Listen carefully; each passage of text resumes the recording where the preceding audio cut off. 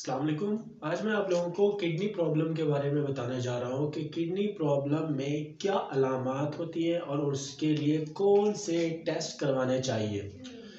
तो सबसे पहले मैं आप लोगों को बताना चाहता हूँ कि अगर आपको चक्कर आते हैं, मतली है, आप लोगों का वेट लॉस हो रहा है, आपको बहुत जल्द थकावट महसूस होती है, सोने में प्रॉब्लम है, आप लोगों के अगर हाथ और पाँव फूल जाते हैं, तो उसके साथ साथ आपका जो मसल जो है उनका क्रैम्प हो जाता है, मतलब आपके पट्टों में दर्द होता है।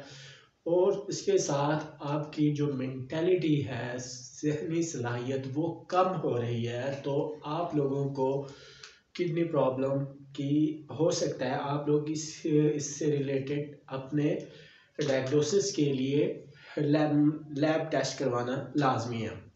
तो लैब टेस्ट में आप बेसिक टेस्ट जो करवाए जाते हैं वो है RFTs, renal function test. Renal function test के साथ सीरम इलेक्ट्रोलाइट्स भी करवाते हैं।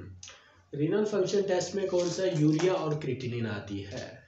यूरिया क्रिएटिनिन आप लोगों को बताया नॉर्मल हमारी 1 तक होती है इसकी रेंज। अगर इसे एक्सीड कर रही है तो हमारा जो किडनी का प्रॉब्लम है उसको ये रिप्रेजेंट कर रहा होता है।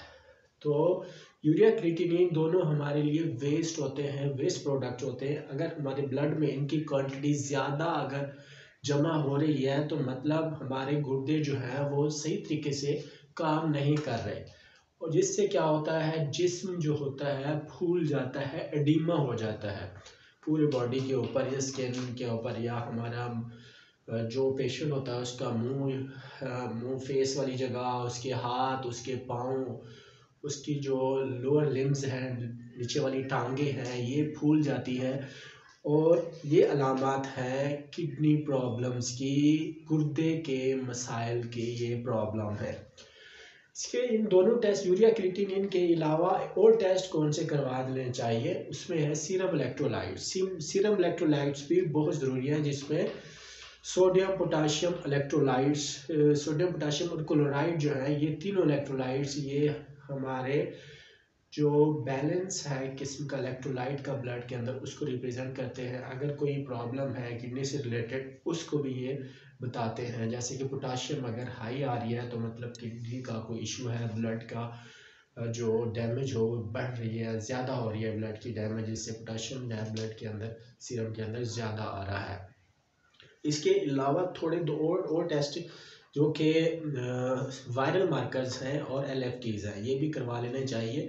इससे ये होता है कि किसी को इन्फेक्शन तो नहीं है। इन्फेक्शन मिसाल के तौर पर अगर उसको वायरल इन्फेक्शन है, कोई हेपेटाइटिस है उसको, तो उस वक्त भी जिस्म का जो हिस्से होते हैं वो फूल जाते हैं और उसकी स्किन जो होती है वो पीली हो जाती है, आँखों का कलर सफ़ेद और पीला होता है, और दांतों के जबड़े जो वो येलो हो जाते हैं। ये अलामात हैं जो यरकान की हैं। और साथ साथ जो किडनी प्रॉब्लम की हैं वो भी, इसमें स्वेलिंग आ जाती है जिस्म के ऊपर, थकावट ज़्यादा महसूस होती है, स्लीपिंग में मसला आता है, नींद सही तरीके से नहीं आती, चक्कर आते हैं और उल्टियाँ आती हैं। ऐसे पेशेंट्स को खाना वो ज़्यादा नहीं खा पाता, उनको खाना भूख बिल्कुल भी नहीं लगती, जो किडनी प्रॉब्लम के पेशेंट होते हैं।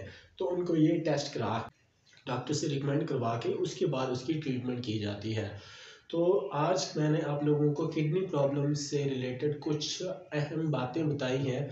ये आप लोगों ने इस पे ज़रूर फॉलो कीजिएगा, और इससे मुताल्लिक़ कोई भी आप लोगों को क्वेरी हो, कोई भी क्वेश्चन पूछना हो, आप लोग कमेंट में मुझसे ज़रूर पूछ सकते हैं।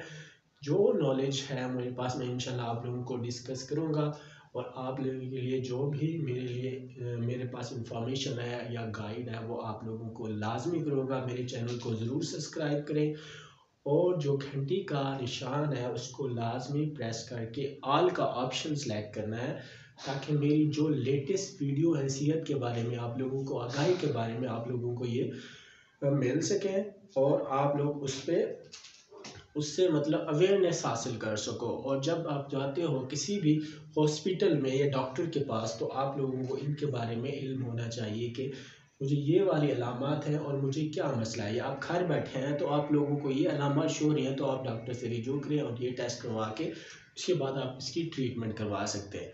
आप लोग नीम हकीम डॉक्टरों से दूर रहें, वो आप लोगों की जो उनकी टेबलेट्स हैं ज़्यादातर किडनी प्रॉब्लम्स वही काज करवा रही होती है। और मैं एक और बात आप लोगों को बताने जा रहा हूँ, जो पेशेंट यरकान के आजकल पाकिस्तान में इतनी बहुत ज़्यादा बढ़ रहे हैं, उनकी एक कॉमन वजह देहातों के अंदर ये है कि जो जूस वाला गन्ने का रस पीते हैं तो वो जिस बाल्टी में गिलास साफ करता है तो वो एक कंटेमिनेट का बड़ा सोर्स है।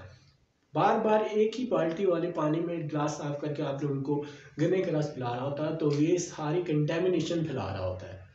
जिसको नहीं होती है खून बनवाने के लिए गया तो मेरा खून बन जाएगा भाई ये, तो उसके अंदर वो वायरस वो बैक्टीरिया इंटर हो जाता है जिससे उनको प्रॉब्लम होती है। तो अगर आप लोगों को गन्ने का जूस वगैरह पीना है तो उसका बेस्ट मेथड ये है कि आप घर ले जाएं, वो जूस पिए। उनके जो जो सेपरेट बॉटल्स होती हैं या सेपरेट ग्लासेस होते हैं जो डिस्पोजेबल होते हैं उनमें जूस लेके पिए, ना कि बार बार जो रीयूजेबल ग्लासेस हैं, क्योंकि वो पानी जो होता है वो कंटेमिनेटेड होता है जिससे ये प्रॉब्लम्स क्रिएट हो सकती हैं और आप लोगों को फ्यूचर के लिए बड़ा मसाइल क्रिएट करवाती है। जैसे कि हेपेटाइटिस बी जो है बहुत लॉन्ग लास्टिंग ट्रीटमेंट है, मैंने आप प्रीवियस वीडियो में उसको आप लोगों को जिक्र किया है तो उनको उनसे बचने के तरीके कौन कौन से हैं। तो ये वाली वीडियो आप लोगों को कैसी लगी कमेंट में ज़रूर बताइएगा। नेक्स्ट वीडियो के लिए फिर मिलते हैं, तब तक के लिए अल्लाह हाफिज़।